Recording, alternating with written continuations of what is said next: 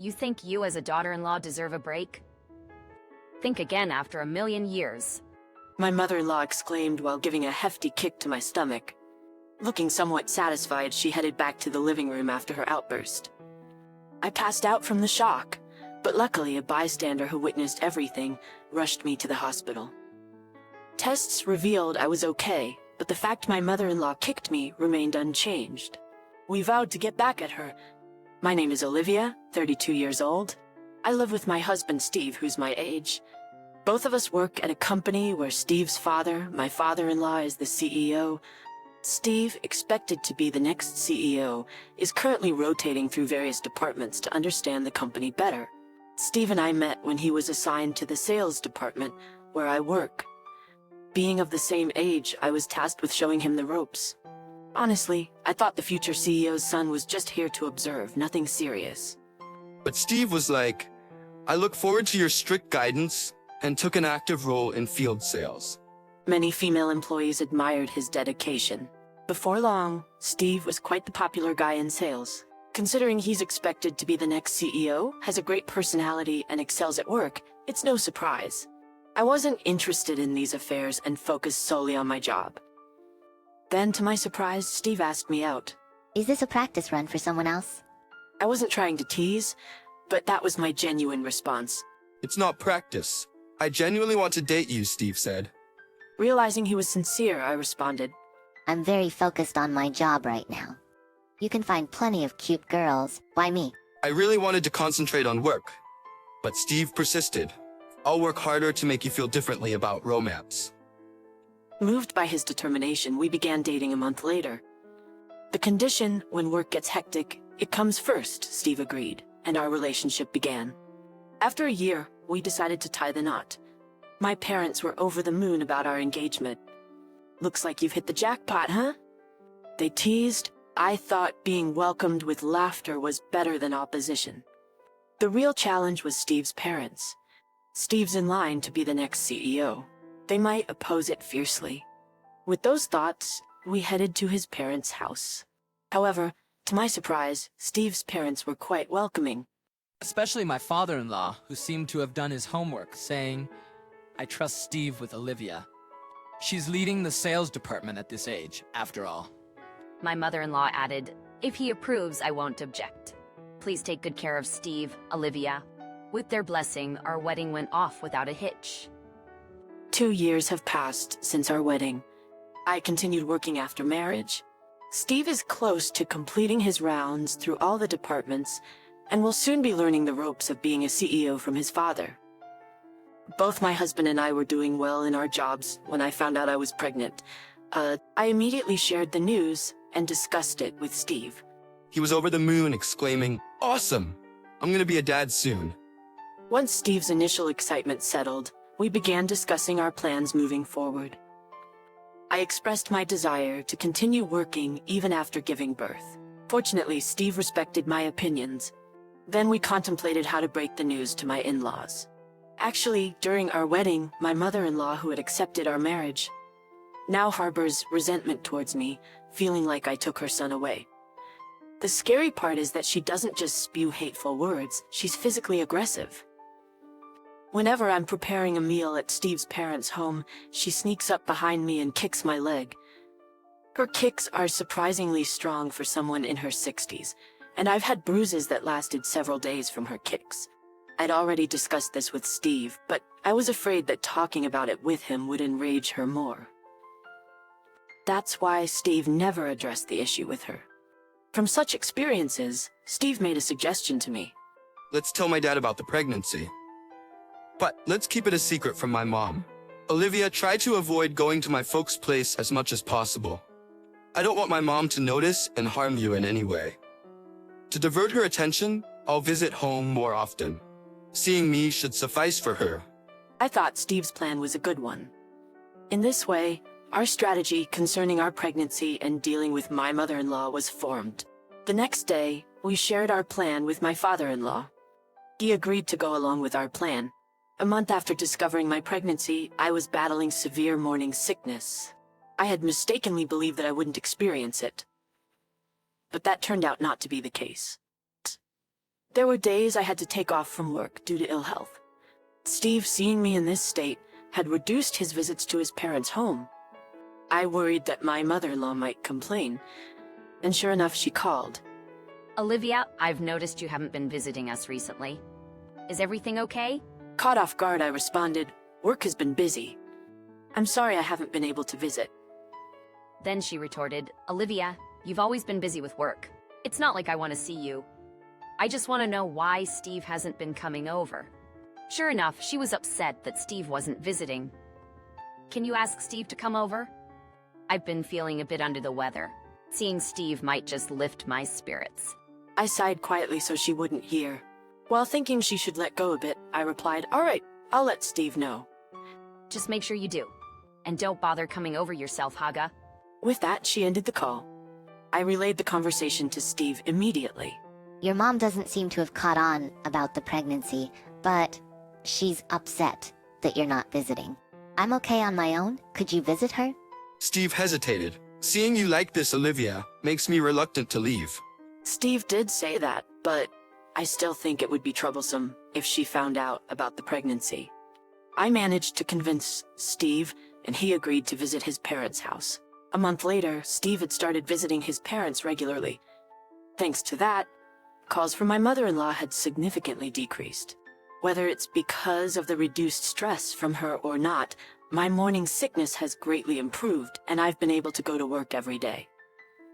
However, something happened one day.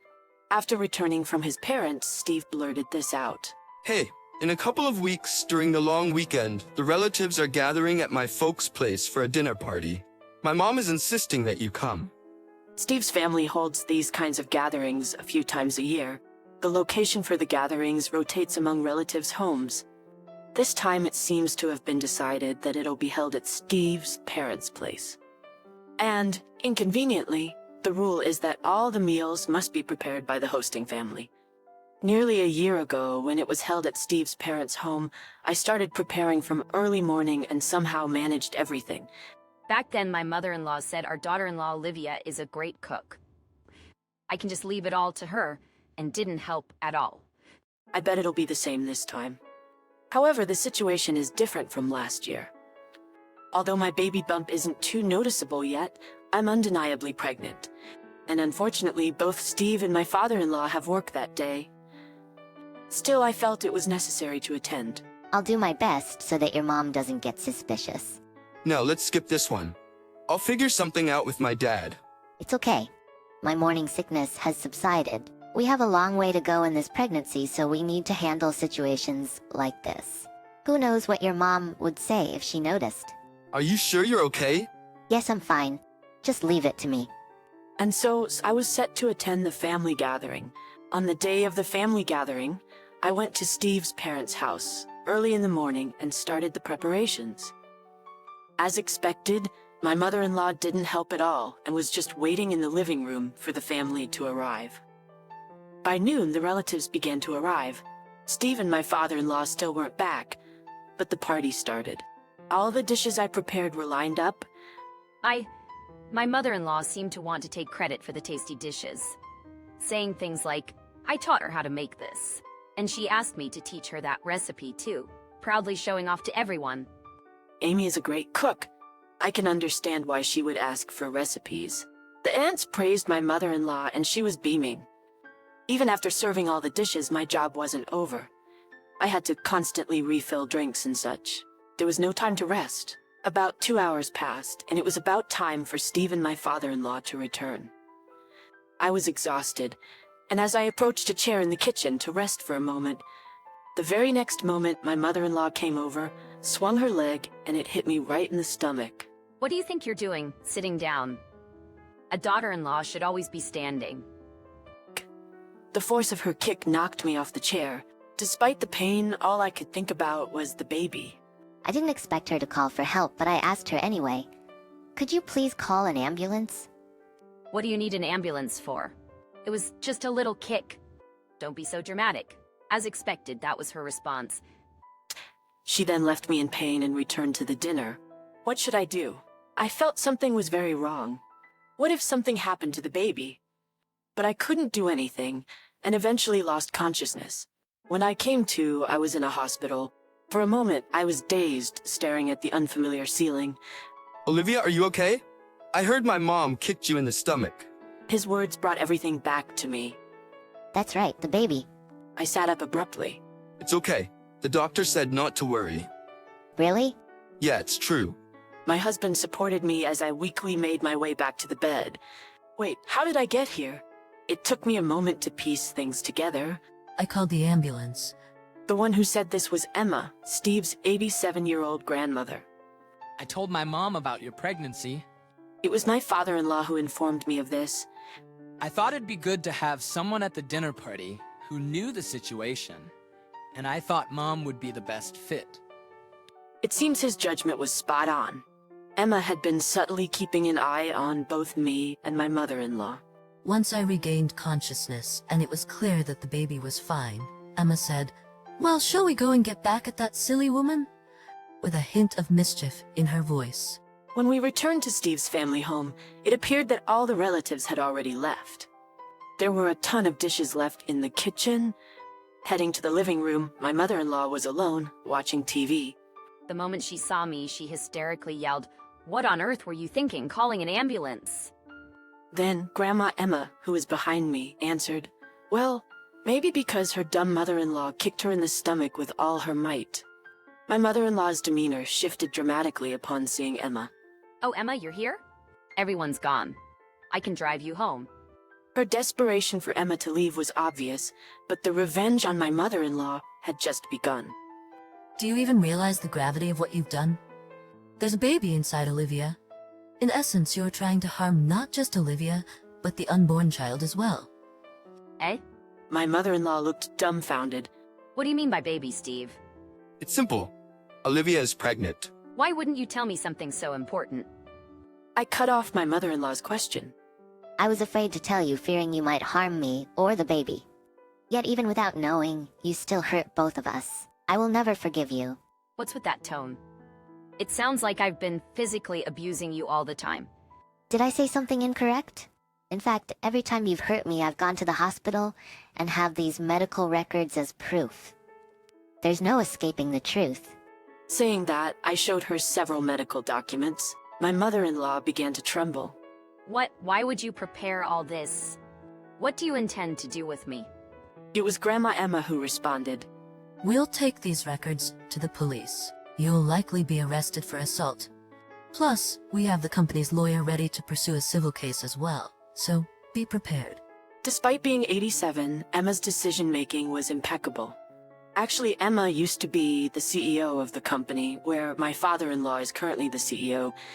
While Emma is strict in business, she's friendly and kind-hearted outside of work, and she's loved by all family members. This means that getting on Emma's bad side will alienate you from the entire family. My mother-in-law is now undeniably an enemy in Emma's eyes. Precisely because she understands this, she clings to Emma. Wait, Emma. Calling the cops is a bit of an overreaction? Don't you think? I merely pointed out Olivia's behavior as a daughter-in-law. If my words aren't heeded, isn't it understandable that things could escalate? Well, wasn't it you who failed as a daughter-in-law? Can you recall a time when you consistently adhered to my advice? Yet I never laid a hand on you, did I? Resorting to violence is always wrong. Rebuked sharply, my mother-in-law could only remain silent. The story continues. We gathered all the evidence and filed a complaint with the police. The police acted promptly, and my mother-in-law was arrested. We intend to ensure she faces the consequences and will not settle out of court. Furthermore, we decided to claim damages. Emma worked closely with our attorney, and we will seek the maximum compensation from my mother-in-law. In the end, my father-in-law, who remained silent during that tense moment with my mother-in-law, presented her with divorce papers. He could no longer sustain a marital life with her, especially after Emma's involvement. Thus, my mother-in-law was faced with a challenging retirement with a criminal record and debts. On our side, a few months later, we safely welcomed a lovely baby. Grandma Emma visited the hospital and even held the baby. Although we anticipate challenging days ahead with work and raising our child, we hope to enjoy our new life together with Steve's cooperation.